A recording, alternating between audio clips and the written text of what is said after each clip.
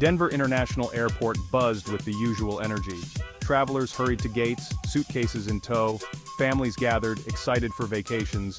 Among them were the 285 passengers and 11 crew members preparing to board United Airlines Flight 232, bound for Chicago.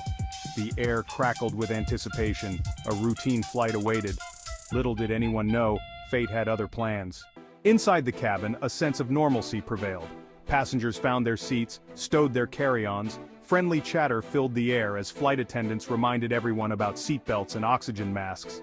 Outside, the DC-10 taxied towards the runway, the hum of its engines growing louder. Soon they were airborne, climbing into the bright blue sky. The journey had begun. The first hour passed without incident. The flight attendants served drinks, passengers read books or chatted with seatmates. Some gazed out the window at the vast expanse below. The sun shone, the sky was a brilliant blue, a picture of perfect normalcy. It was hard to imagine anything could disrupt the tranquility of the flight. Then, the unimaginable. A deafening boom ripped through the cabin, shaking the aircraft violently. Oxygen masks dropped from the ceiling. Panic surged as passengers gripped their armrests, fear etched on their faces. The plane lurched violently. Something was terribly wrong. In the cockpit, chaos reigned. The unthinkable had happened, a catastrophic engine failure. Debris from the explosion had severed the plane's hydraulic lines, making the aircraft almost impossible to control. We were now in a desperate fight to save the lives of everyone on board. Captain Al Haynes, a veteran pilot, and his crew sprang into action, their training kicking in. Despite the dire situation, we remained calm. The aircraft was in a critical state, and every second counted. We knew that panic would only make things worse, so we focused on our training and instincts. The calmness in the cockpit was a testament to our years of experience and the rigorous training we had undergone. With nerves of steel, my crew and I worked tirelessly, trying to regain some semblance of control over the crippled aircrafts. We knew the odds were stacked against us, but we refused to give up. The situation was dire, but giving up was never an option. We were determined to do everything in our power to save the lives of everyone on board. The conversations in the cockpit were focused and determined.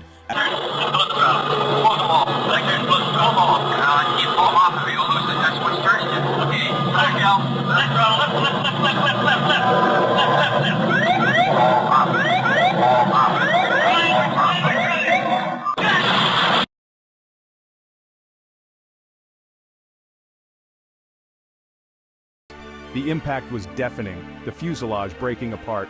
The sound of metal tearing and the sight of debris scattering across the runway were harrowing. Inside the plane, passengers braced for the worst, their lives flashing before their eyes. Yet, amidst the chaos, there was a glimmer of hope. But amidst the wreckage, a miracle. 184 souls survived.